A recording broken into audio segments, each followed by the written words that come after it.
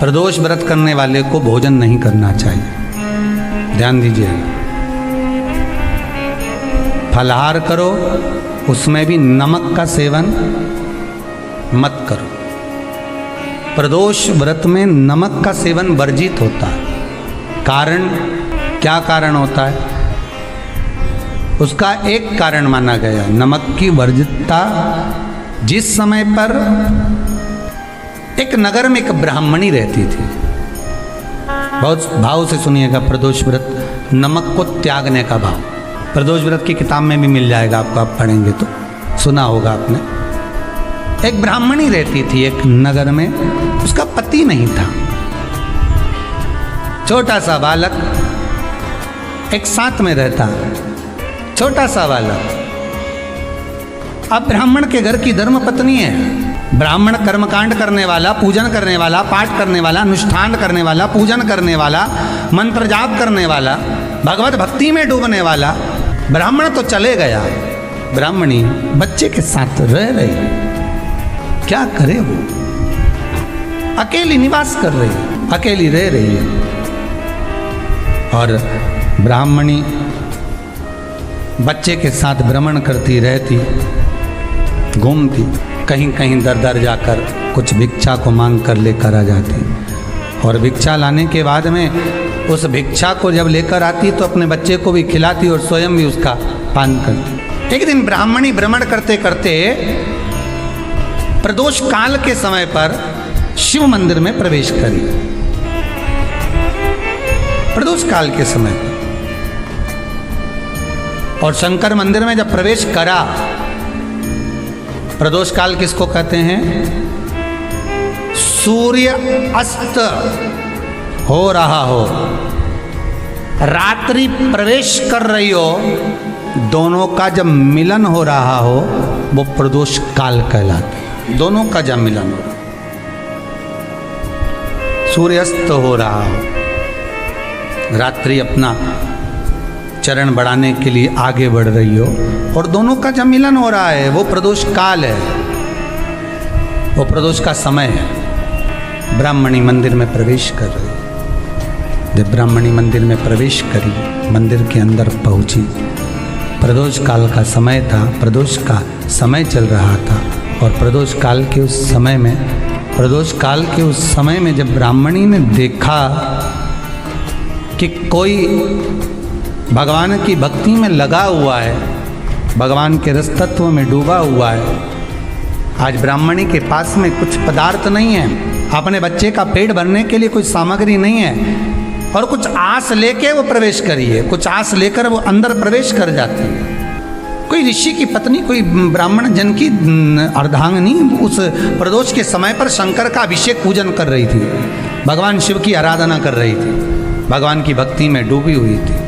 जब भगवान शिव की आराधना में डूबी हुई है, आराधना कर रही है,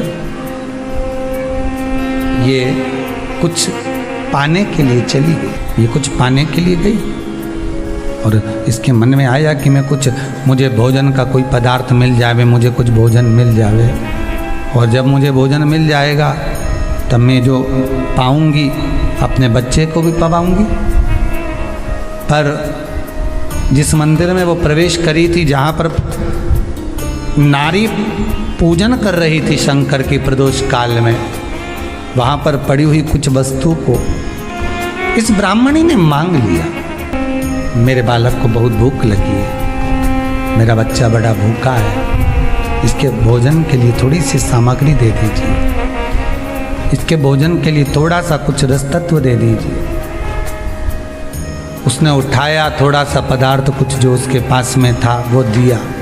जब दिया तो देने के बाद जब उसे प्राप्त हुआ और होने के बाद में जब वो मिल गया उसको, तो उसने उस समय पर उस पदार्थ को जैसे ही मुख में लिया, लेते ही कहा इसमें तो स्वाद नहीं है, इसमें स्वाद नहीं है। उस ब्राह्मणी ने बड़ा सुंदर एक संवाद कहा। घर का जो बड़ा होता है ना, घर का जो बड़ा होता है, घर का बुजुर्ग जो होता है, घर का जो प्रथम स्थल प्राप्त करने वाला, मेन कुर्सी पर अच्छी जगह पर जो बैठने वाला होता है ना, ब्राह्मणी कहती है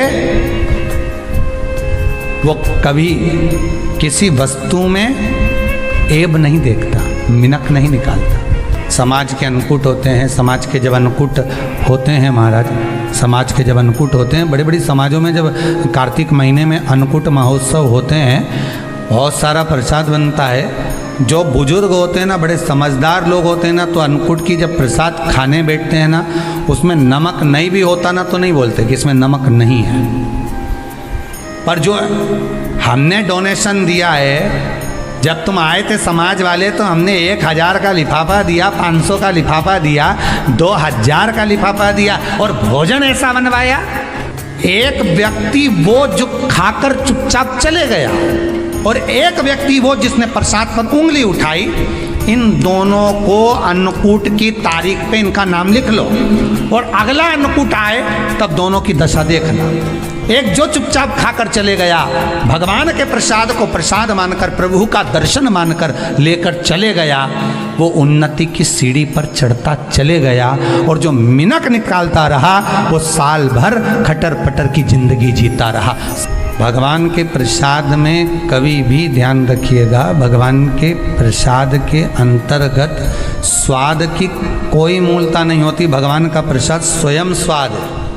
भगवान के प्रसाद में नमक नहीं देखना, मिर्ची नहीं देखना, भगवान के प्रसाद में शक्कर नहीं देखना, भगवान के प्रसाद में कुछ ये नहीं देखना कि कितना माल डला, कितना घी, कितना बादाम, कितना काजू, कितना इलायची डला। हाँ, यहाँ तक शास्त्र कहता है कि भगवान का प्रसाद अगर बन रहा है तो उसकी सुगंध भी नहीं ली जाती है महाराज। यहाँ तक शास्त्र कहता है। जब तक भगवान उसको पानी लें तब तक उसका सुगंध भी नहीं ली जाती। और कई कई जगह तो भगवान को प्रसाद अगर सूखा सामान हाथ में आ गया, इलायची कैसी है, मंदिर के अंदर जाने वाली है भगवान को डलने के लिए, लाओ यार किसकी दुकान से आई इलायची बताओ, इलायची तो 25 बार सूंघा, हाँ हाँ अच्छी है, अब सूंघ लिया तो भगवान इसको स्वीकार करेगा क्या? अरे जम के तो बोलो। एक फूल तुमने बगीचे से तोड़ा और सोचा इसमें पहले मैं सूंघ लेती हूँ, इसमें स्वाद है कि नहीं, इस फूल में गंध है कि नहीं, इसमें सुगंध है कि नहीं, और फूल सूंघ लिया, उसके बाद तुम भगवान को देखो, भगवान स्वीकार करेगा नहीं। कई कई घरों में तो हंडी से दाल चलाती जाए ने हाथ में डाल के। महाराज ब्राह्मणी ने जैसी मुख में लिया थूक दिया। ये श्रेष्ठ नहीं है। जो ऋषि की पत्नी अंदर पूजन कर रही थी प्रदोष काल में, उसने कह दिया आपका चेहरा बता रहा है कि आप ब्राह्मण की धर्म पत्नी हैं, पर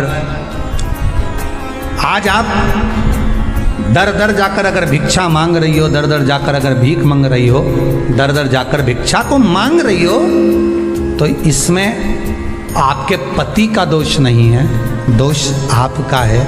क्योंकि आप भगवान के प्रसाद में भी जो स्वाद देखी थी ना, ये आपका एक जन्म का नहीं है, ये ना जाने कितने जन्म का है।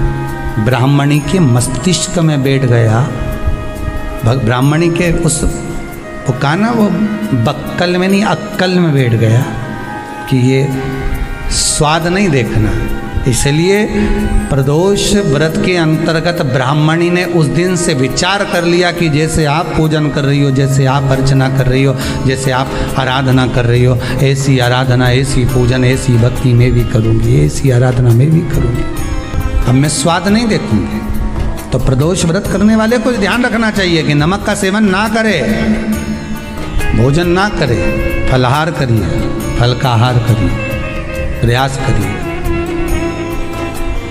और यदि आपने व्रत का ले लिया भोजन का कि हम तो एक टाइम फलाहार करेंगे, एक टाइम भोजन करेंगे, ऐसा भी कई लोग प्रदोष ले लेते हैं, तो वो बात आपकी है, आप तक रखो, ठीक है, अपने मन तक। ठीक है, बाबा आपकी मनोकामना पूर्ण करे, वो भी भाव रखे। अरे भगवान को धन्यवाद दो कभी कभी कि तूने अच्छे घर में पैदा किया, अच्छा परिवार दिया, अच्छा पति दिया, अच्छी पत्नी दी, अच्छे बच्चे दिए, अच्छा कुटुंब दिया, घर दिया, दुकान दी, जमीन जायदाद दी, शरीर अच्छा दिया, हाथ पैर आँख नाक मुंह सब बढ़िया दिया, एक के भी निपटा के नहीं भेजा तूने। मान लो एक आध निपटा के भेज देता तो क्या झगड़ा करने ऊपर जाते? एक ही कान देता और एक गायब कर देता तो यहाँ से चिपका देता, क्या कर लेते? हाथ एक देता और एक गायब कर देता। तो क्या झगड़ा करने जाते हैं ऊपर कि मुझे ऐसा शरीर दिया? नहीं, भगवान को धन्यवाद देना कि मुझे अच्छे घर में पैदा करा, कटोरा लेके वहाँ चौराहे पे नहीं बिठाया। तूने अच्छा घर दिया, 2 समय की रोटी दे रहा है, खूब जोरदार शरीर दिया, भजन करने का मुहूर्त दिया, और बचा कुचा था तो ये सीवर वाला महाराज दे दिया, कथा सुनाने वाला।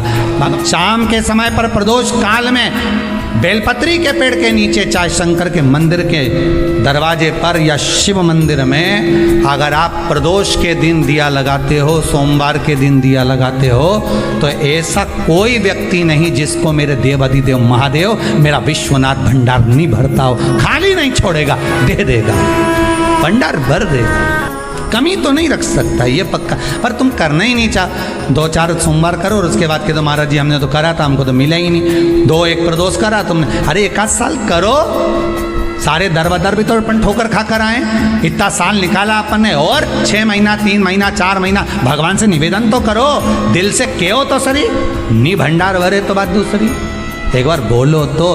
पर जगत के लोगों के सामने जाकर मत कहना, कहना तो देव अधिदेव महादेव से कहना।